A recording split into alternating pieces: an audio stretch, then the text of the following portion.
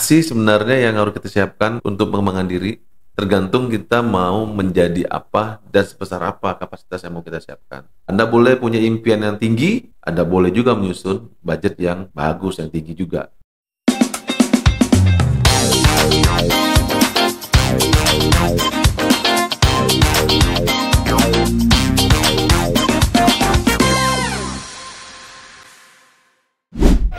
Halo Mas Riko, apa kabar? Halo Mbak Danda.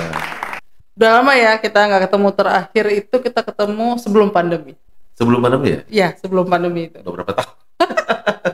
Gimana nih belakangan ini kesibukannya nih? Di akhir ini kesibukannya seperti biasa lah ya, membantu orang untuk menemukan jalannya lah ya. Kalau kita sebagai coach lah membantu orang lain untuk lebih perform, kira-kira gitu. Jadi ya sibuklah kita untuk membantu banyak. Karena segmen saya kebanyakan adalah mahasiswa, para pelajar, dan juga karyawan-karyawan yang mau berkarir. Mentoring untuk karir pet ya? Ya, bisa mentoring, bisa coaching. Yang paling banyak sih mereka konsultasi. Dari banyaknya yang konsultasi ke Coach Riko nih, kira-kira lebih banyak mana? Apakah Gen Z ataukah orang yang memang sudah di dunia kerja atau mahasiswa yang sedang mencari kerja? Segmen yang paling banyak yang saya bantu itu adalah teman-teman mahasiswa ya. Bagaimana mereka bisa mempercepat menyiapkan diri ya untuk bisa berkarir seperti yang mereka cita-citakan. Kalau dari yang para mahasiswa ini kelihatannya mana sih yang lebih dulu, kesadaran mereka akan keuangan atau memang kesadaran akan kemana nih karirnya gitu? Sebenarnya kalau masalah keuangan itu dimulai dari sejak dini, sejak anak-anak itu usia dewasa lah ya. Usia dewasa itu sekitar 17 tahun ya. Sehingga anak-anak itu lebih aware, tidak tergantung dengan orang tua. Karena apa? Terkadang mereka menginginkan sesuatu gitu ya. Ingin misalnya ambil training. Kan harganya training pengembangan diri itu kan harganya cukup mahal ya. Nah, mereka terkendala dengan biaya orang tua. Nah, itu harusnya mereka bisa siasati dengan nabung atau mereka lakukan sesuatu lah untuk bisa menghasilkan uang tambahan. Kan bisa saja dilakukan di saat mereka sekolah kan, misalnya dengan coba-coba berdagang kali, bisa menjadi reseller, apapun dia bisa lakukan agar Part timer ya? bisa part time. Jadi mengelola keuangan itu kan bukan sekedar ada uang kita kelola, tapi bagaimana mendapatkan uang itu untuk kita gunakan dalam pengembangan diri kita. Nah, mana tuh yang lebih dulu dalam personal kita? Baiknya kita sadar keuangan kah atau kita sadar mendevelop diri? Karena kan saling bergantung tuh. Nah, itu begini, dua-duanya penting. Tapi bermula dari anak-anak ini atau anak-anak remaja, generasi muda ini harus punya mindset yang bagus dulu nih, bahwa saya harus bertumbuh berkembang untuk mencapai cita-cita saya di masa depan. Itu kan. Kalau mindsetnya udah bertumbuh, dia harusnya sudah punya nih tujuannya mau jadi apa. Misalnya mau jadi dokter, ya kan? Kan dia, aku mau jadi dokter nih. Saat dia nanti kuliah, dia harus masuk kampus yang ada jurusan kedokteran. The problemnya adalah sekarang kuliah kedokteran itu adalah mahal. Nah, terus? Artinya kan masalah keuangan juga harus dipertimbangkan. Nah, sejak sekolah itulah mereka lakukan mengelola keuangannya. Ya, tidak boros-boros lah, kerja part timer lah, coba-coba kreativitas buat karya seni terus dijual lah, apapun untuk bisa menghasilkan sesuatu finansial agar mereka bisa mencapai cita-citanya. Sesederhana itu. Ya kalau orang tuanya mampu ya aman saja mereka kan. Tapi kalau semua orang di Indonesia ini, apakah semua orang itu bisa mampu mencapai cita-citanya? Dari mereka awalnya masih SMA lah ya, sudah berpikir bagaimana bisa punya other income, lalu bisa mensupport nanti untuk personal development-nya. Ya. Nah, ini agak mundur sedikit nih. Bagaimana kalau siswa inilah ya, kita sebutnya, itu berasal memang dari keluarga yang kurang bagus manajemen keuangannya, misalnya lebih konsumtif lah, tidak gemar menabung. Nah, atau enggak kan ada juga gini, misalnya kita nih orang nggak punya nih gitu ya, pengen jenjang yang lebih tinggi, pasti saran orang tuanya sekolah yang rajin biar dapat beasiswa. Hmm, Itu kan juga salah satu trik salah ya, satu cara. bagaimana supaya kita bisa menjadi lebih baik ke depannya gitu. Betul. Nah, andai kata background keluarga ini tidak support, itu tantangannya Coach Rico sebagai seorang coaching itu, coach itu gimana tuh ya untuk merangkul. Problem bukan dari orang lain. Cita-cita kan unik untuk pribadi masing-masing. Nah, orang lain itu keluarga, guru, teman-teman, komunitas itu adalah support system untuk kita bisa mencapai itu. Artinya yang paling problem itu adalah dirinya sendiri. Orang tua anggaplah ya, kalau orang tuanya tidak mampu secara ekonomi gitu ya. Tapi keinginan kuat anaknya untuk bisa mencapai itu, apa yang harus dilakukan anak-anak itu? Usaha sendiri. Usaha sendiri, apa usahanya mereka? Cari uang banyak-banyak, atau cari jalan untuk bisa mengurangkan biaya itu. Contohnya cari beasiswa. Oke. Iya. Apalagi bisa dilakukan? Jadi asisten part time lah, jadi asisten atau ngajar lo jago matematika gitu ya, bantulah ngajar di lembaga-lembaga Sekolah-sekolah. pendidikan atau sekolah semacam, buka lah les-les pribadi. Kalau juga musik, ngajarin anak-anak main musik, main gitar, main piano, kan macam-macam keahlian yang bisa kita kembangkan. Berarti itu dengan mengabaikan bahwa background kita keluarga yang nggak mampu gitu ya. Jadi benar-benar harus dari diri sendiri sendiri. nih mindsetnya gitu. Iya, betul. Keluarga support. Tinggal bagaimana si anak yang punya cita-cita itu berkomunikasi dengan keluarganya. Nah, kalau kita dari keluarga, biasanya keluarga menengah ke bawah, kalau anaknya udah punya keinginan kuat, dapat beasiswa, dapat uang tambahan dan segala macamnya, aku rasa orang tuh setuju aja kok. Ya kan? Pasti setuju aja gitu.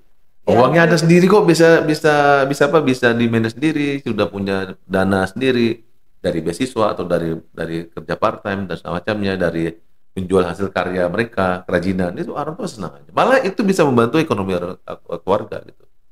dengan si anak ini kreatif ya. Kreatif. Jadi memang tugasnya saya sebagai coach Rico, sebagai coach itu ya, yang ngebantu ngebuka wawasan.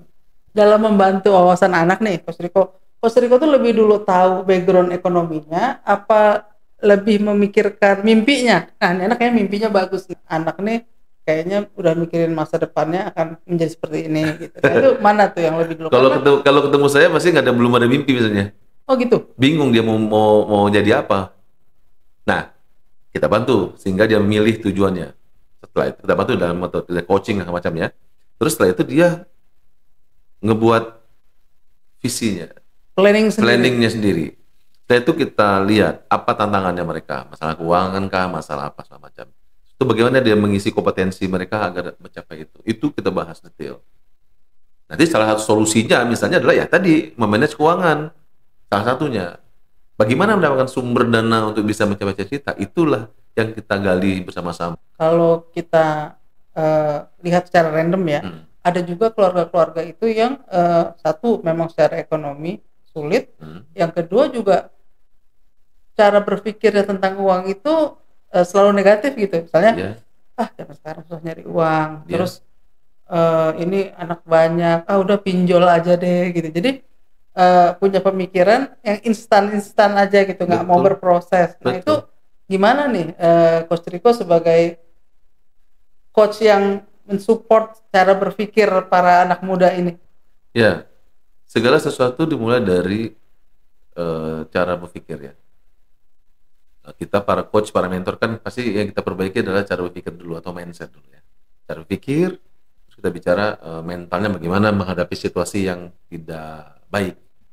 Misalnya di PHK lah keluarganya, atau ada yang narkoba semacam. Nah, segala sesuatu itu kan adalah tindakan yang diambil karena seseorang punya punya masalah atau tantangan.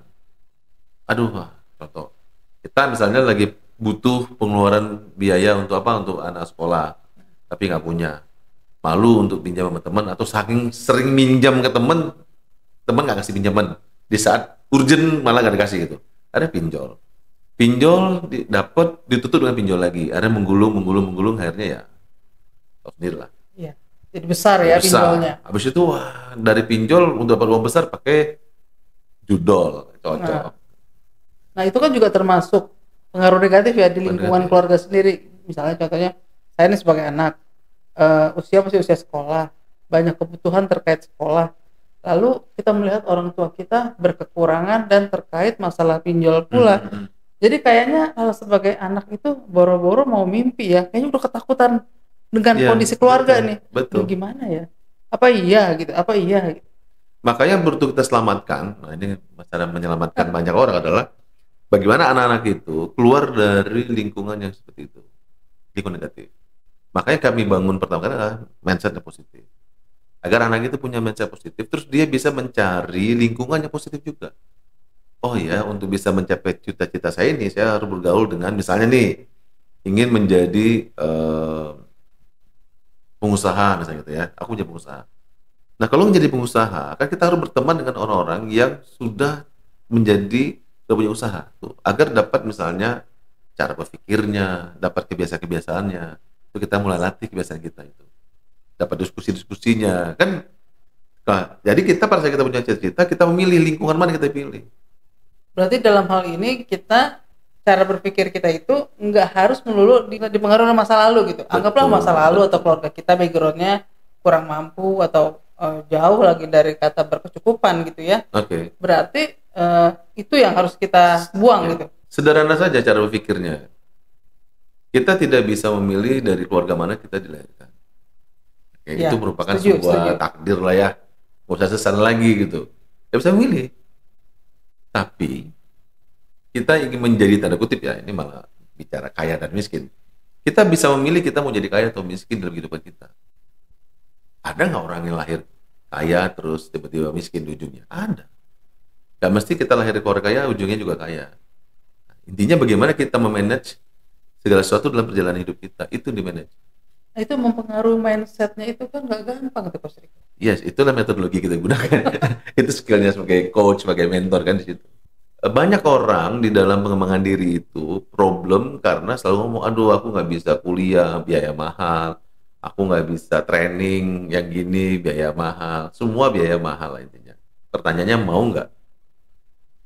Ada kesempatan itu? Mau. Kan gampang caranya. Ya kan?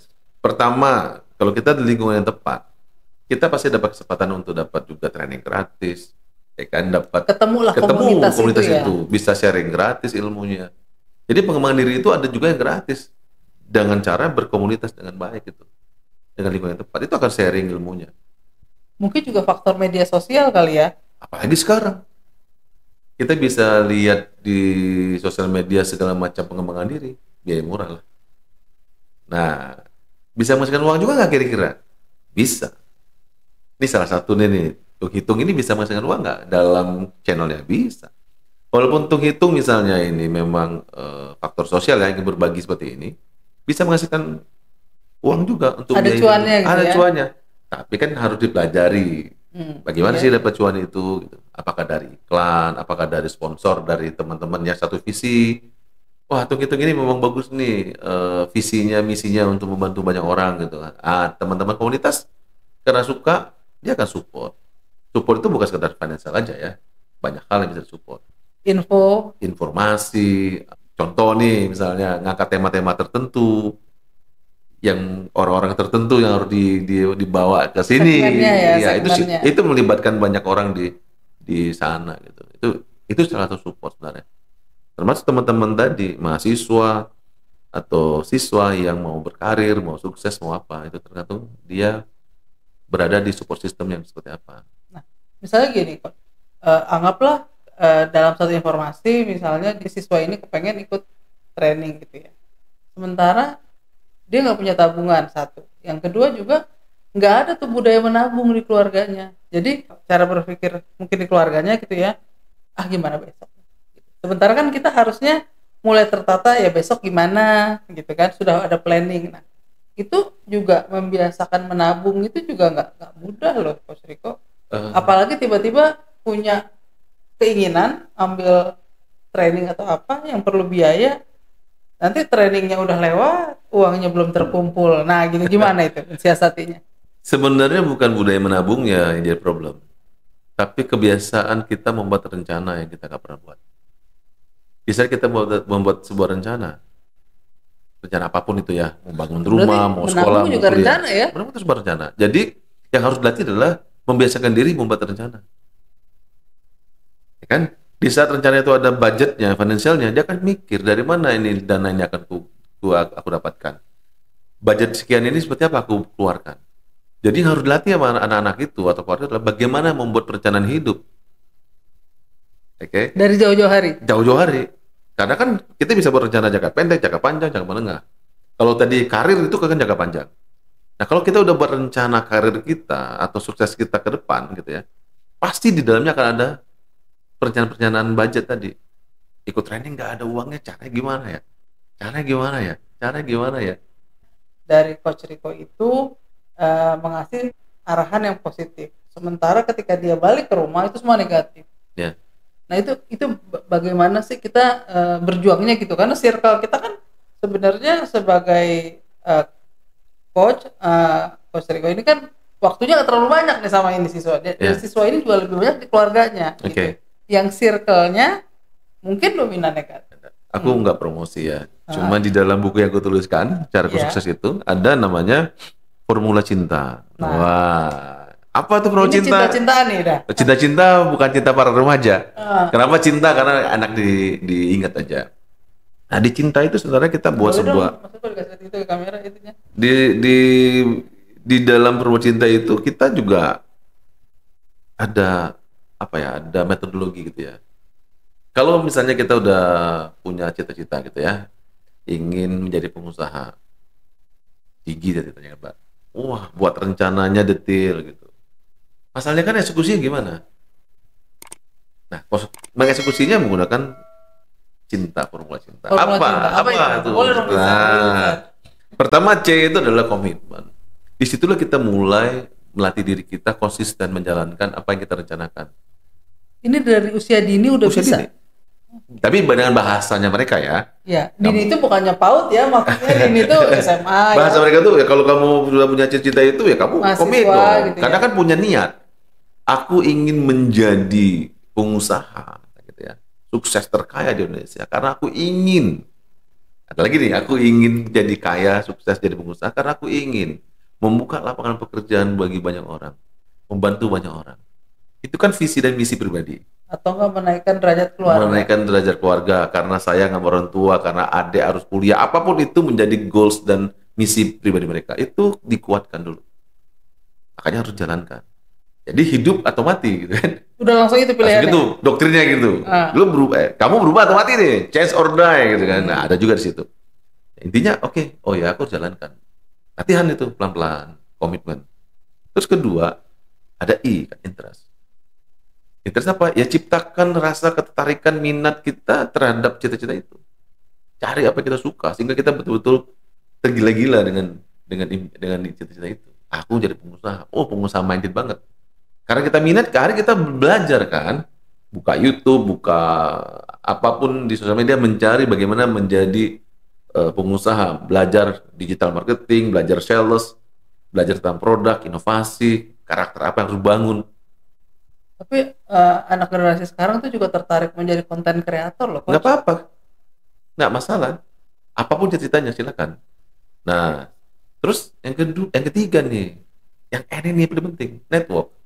Network itu adalah tadi komunitas-komunitas yang mendukung. Siapa yang kita butuhkan? Pasti kita butuh dukungan dari orang tua, dari teman, dari saudara, dari para guru, para mentor, para coach, dan komunitas-komunitas apa yang sesuai dengan cita-cita kita, itu dibutuhkan. Sehingga mereka bergaulnya salah nggak? Enggak, udah tentu dia menentukan. Aku bergaul dengan siapa agar bisa mendukung cita-cita. Nah, yang timing nih. Timing ini ya kita harus buat time frame agar kita bisa mengeksekusinya dengan tepat, dengan baik, dengan tepat waktu. Jadi waktu adalah segala-galanya hitungannya gitu. Ya sampai molor. Jadi kan melatih disiplin sebenarnya. Nah, yang ketiga, yang terakhir Mbak, ini ability, meningkatkan kemampuan diri ini, hard skill, soft skill. Nah, ini butuh biaya sebenarnya, harus kuliah misalnya kan, atau harus training, atau harus harus pengembangan diri. Nah, ini bisa di manage kan sebenarnya dengan buat rencana-rencana yang terukur. Itu faktornya. Kalau ingin sukses ya cinta. Harus mulai berencana ya. Berencana. Dan perencanaannya dengan cinta. Menurut Coach Rico di bukunya. Coach, setuju nggak sih kalau misalnya nih ada orang membeli sesuatu, anggaplah membeli handphone gitu yang mahal, dia pay later, cicil 10 bulan misalnya. Sebenarnya kan kalau dia nabung tertib 10 bulan dan bulan ke-11 itu terbeli, bisa kan? Bisa. Tapi pertanyaannya seberapa urgent dia mendapatkan iPhone itu hari ini? Nunggu nabung dulu 10 bulan atau beli hari ini? Itu yang kurang itu jiwa sabarnya menunggu atau eh, apa ya, godaan di depan mata ini nih, iklan-iklan ini Sebenarnya menggiurkan. bukan godaan gini. Ada orang membeli iPhone karena keren aja. iPhone-nya tidak menghasilkan. Tapi ada kita beli iPhone. Kenapa kita beli iPhone? Karena kita seorang yang harus ngambil video, buat konten kayak gini harus rekam, harus dapat diedit. Terus kita buat karya, terus kita bisa menghasilkan uang. Boleh kan? Boleh, karena kita seberapa urgent itu. Dan seberapa handphone ini menjadi produktif atau konsumtif. Menghasilkan. Menghasilkan atau tidak. Kalau tidak menghasilkan, ya tunggu 10 bulan. Ini cara kita berpikir, urgent nggak sih ini kita? Suksesnya kita, baik sebagai karyawan, sebagai mahasiswa, siswa, atau sebagai apapun profesi kita, itu tidak diukur dari keberhasilan orang lain. Berarti keputusan kita ya untuk membuang kebiasaan buruk atau kebiasaan baik gitu ya. Ya, jadi kita jangan tergoda juga karena ada orang lain punya iPhone, punya mobil mewah di posisi itu, terus kita pengen juga, kan enggak. Bagi dia mungkin iPhone merupakan tools yang dibutuhkan dia untuk bekerja gitu. Bagi kita iPhone itu apa? Jadi sebenarnya jangan sampai kita mengukur sukses kita dengan orang lain lah. Jangan menggunakan baju orang lain untuk kita. Berarti harus ada komitmen diri yang merubah gimana kebiasaan buruk menjadi kebiasaan baik. Yes. Artinya segala sesuatu kebiasaan-kebiasaan kita yang dulu boros gitu ya, konsumtif, boros, tanda kutip jealous kepada teman-teman yang punya, terus kita nggak punya, kita ya, itu kita harus pagarin, melatih diri dengan komitmen kita jalankan rencana kita. Memang yang paling berat di dunia coaching mentoring itu adalah bagaimana membentuk mindset. Paling berat tuh. Paling berat ya. Karena seseorang itu akan mendengarkan siapa yang ngomong. Ya, betul. Terus, Bukan apa yang diomongin ya. Bukan ngomongin. Siapa yang ngomong dulu? Siapa yang ngomong. Artinya kami kalau para coach ini harus cari jalan nih, siapa yang ngomong ini gitu. Apakah para motivator hebat misalnya gitu.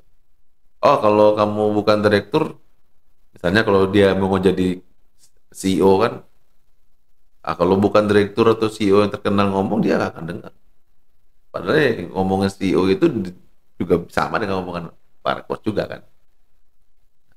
Ini yang harus kita bantu untuk untuk memperbaiki mindsetnya. Kalau dari sisi saya nih, coach, perencana keuangan, yang saya tekanin dulu seberapa serius dia ngatur anggaran dan benar-benar merealisasikan punya anggaran. Yeah. Misalnya gini, seberapapun gajinya gitu kan, pokoknya 10% lah anggaran buat pengembangan diri. Di samping mungkin dia punya tabungan buat beli aset yang lainnya. Jadi benar-benar tertib setiap bulan menabung berapapun pendapatannya. Misalnya anggaplah gajinya 5 juta.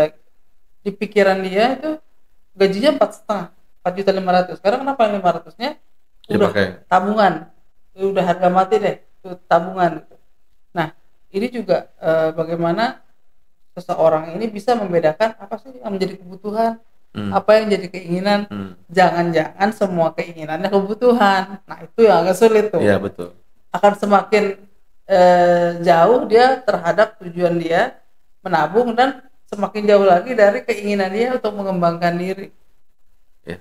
Sebenarnya kan kayak buku-buku Mas Riko ini kan sangat memberikan insight banyak ya kalau dia mau membaca bukunya. Yeah. Nah, menjadi masalah juga kadang membacanya kurang, mengikuti seminar juga ogah-ogahan. Nah, sementara hasilnya pengen sama.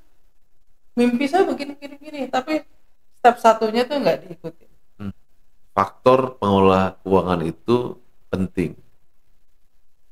Pasti. Apapun bagi pengusaha penting, bagi ibu-ibu rumah tangga penting, bagi kita yang ingin mengembangkan diri penting. Karena faktor ini adalah faktor yang membiayai seluruh aktivitas yang kita akan ambil untuk diri kita berkembang kan.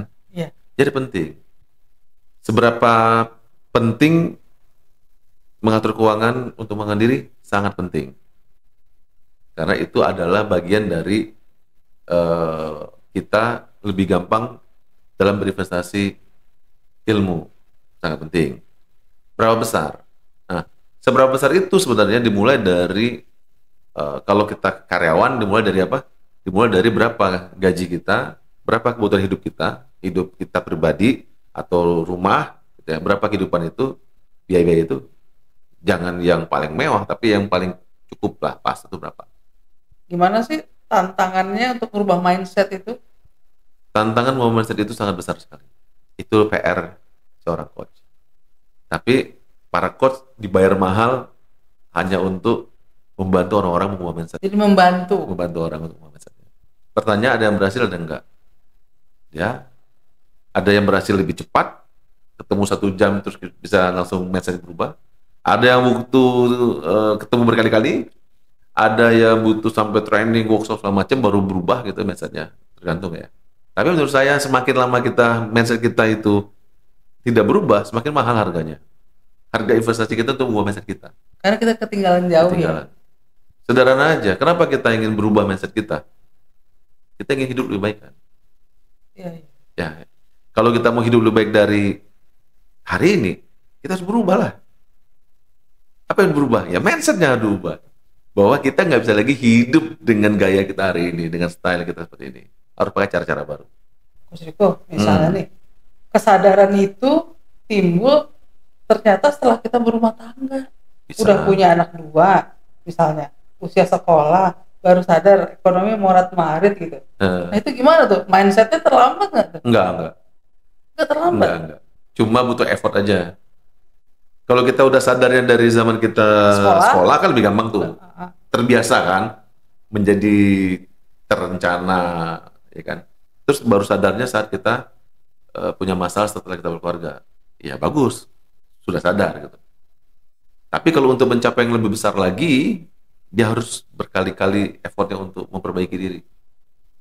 Dia memperbaiki diri sendiri, memperbaiki mindset anak-anaknya, misalnya gitu. Itu lebih berat lagi. Tapi kalau terbiasa dari zaman dia masih muda, dari sekolah, dari SMA terutama, itu lebih enak. Karena gini, saya ada pengalaman ngikutin training persiapan pensiun. Ternyata di kelas itu saya melihat bahwa ternyata setiap orang itu panik, ya, nggak siap untuk pensiun. Kenapa? Nggak siap secara skill, nggak siap juga kalau nanti pendapatannya turun, berhenti, lalu juga memiliki masalah-masalah kesehatan karena pun stres ya. Iya, betul. Biasa kerja, biasa punya aktivitas. Nah itu dari cara pandang coach itu gimana tuh? Apa terlambat untuk di coaching? Apa enggak? Jadi semua pilihan. Kita mau pusingnya di usia pas mau pensiun atau pusingnya mau sebelumnya. Kalau kita berpikirnya, aku harus nyiapkan diri biar nanti pensiun nanti tidak pusing lagi. Usia berapa kamu mau nyiapkan dirinya? 45. Ayo kita pusing 45, nyiapkan diri ke depan. Oh nggak bisa Pak. Kita mau menyiapkan dirinya umur 35. Ayo nyiapkan diri kita pensiun di 55 bagaimana nanti. Jadi menyiapkan pensiun itu kapan sebaiknya? Apa umur 55? Lebih awal lebih baik. Cuma masalahnya kalau teman-teman ini menyiapkan pensiunnya lebih dini, 35, pasti minta pensiun dini. Kenapa? Karena mindsetnya udah berubah. Dan dia udah menyiapkan diri, mindset dan skillnya ditambah. Sehingga pada usia 45 dia bilang, aku harus pensiun dini nih Pak. Karena nanti sama aja mau 55 aku pusing lagi mulai usaha. Pakai dari sekarang aja. Nah ini yang kontroversi antara performance coaching dengan persiapan menjadi pengusaha ini. Berarti secara nggak langsung itu nggak harus juga. Memang kalau dari usia sekolah lebih bagus, terbentuk karakternya. Tapi andai kata sudah mau usia pensiun pun nggak ada kata terlambat. Nggak terlambat. Tinggal disesuaikan saja kemampuan finansial, kemampuan fisik itu disesuaikan dengan kondisi dia, biar nggak stres. Ya sesuai juga dengan resiko yang Sesuai dengan mampu yang kita kita mampu handle. hadapi ya. Dari perbincangan kita nih banyak insight nih yang didapat nih. Kira-kira kesimpulannya apa nih yang mau Coach Rico sharing ke teman-teman? Sederhana saja ya bagi teman-teman hitung-hitung gitu ya. Ini kan teman-teman hitung nih. Iya. Atau siapapun nanti yang nonton kita, apa sih sebenarnya yang harus kita siapkan untuk mengembangkan diri? Apakah butuh dana yang besar? Nah, tergantung kita mau menjadi apa dan sebesar apa kapasitas yang mau kita siapkan. Di dalam kita menyiapkan kapasitas itu kita butuh budget juga. Artinya harus ada perencanaan keuangan juga di sana. Nah, cuma perencanaan keuangan kita harus disesuaikan dengan rencana langkah-langkah yang kita akan ambil untuk pengembangan diri kita. Disesuaikan. Kan ada waktunya misalnya, tahun ini kita latihan public speaking. Mau belajarnya lewat apa? Dengan siapa bergurunya? Apakah sertifikasi dan semacamnya? Itu bisa kita atur semua di dalam budgeting kita. Atur semua keuangan itu di dalam budget lah ya. Pilihannya nanti, bisakah kita tidak mengeluarkan dananya? Bisa saja. Maksudnya? Kan kita kan harus training tuh. Bisa nggak kita nggak training? Bisa. Caranya gimana? Belajar mandiri misalnya gitu. Tidak mesti harus ikut training, tapi bisa belajar mandiri atau beli e-book atau hanya nonton di YouTube saja misal. Tapi Anda harus punya koneksi dengan narasumber. Narasumber gampang sekarang di connect ya. Bisa di LinkedIn, bisa di Instagram, DM aja mereka akan jawab. Jadi sebenarnya cara ada kemudahan lain ada kemudahan. Ya? Jadi cari cara agar budget yang kita buat itu kalau bisa tidak ngeluarin biayanya gitu. Nah, gitu. Jadi ada caranya. Kita boleh nyusun budget, kita buat perencanaannya, susun budgetnya, pada saat pelaksanaannya apakah kurang apa enggak itu keputusan kita. Anda boleh punya impian yang tinggi, Anda boleh juga menyusun budget yang bagus, yang tinggi juga. Tapi ada dua cara tadi. Menambah pendapatannya dengan cara bekerja lebih keras, ya kan, sumber perencanaannya, atau memang menghemat pengeluarannya. Hanya dua cara itu dua ya, cara. Coach ya. Tadi kita sudah banyak dapat insight dari Coach Rico bagaimana kita memiliki mindset yang baik, terutama dalam mengelola keuangan dan mencapai mimpi-mimpi kita. Setiap orang bisa membangun kebiasaan baik walaupun dalam kondisi yang kurang baik. Membangun kebiasaan yang baik itu bisa kita mulai dari diri kita sendiri, sehingga akan terwujudlah pelan-pelan apa yang akan menjadi mimpi kita. Boleh mulai diterapkan apa-apa yang disarankan atau diajarkan oleh Coach Rico untuk bagaimana kita mengubah keadaan kita menjadi lebih baik. Sebelum kita tutup nih, Coach Rico, coba dong di-share 3 kata menurut Coach Rico terkait pengaturan keuangan. 1, wajib. 2, konsisten. 3, sukses.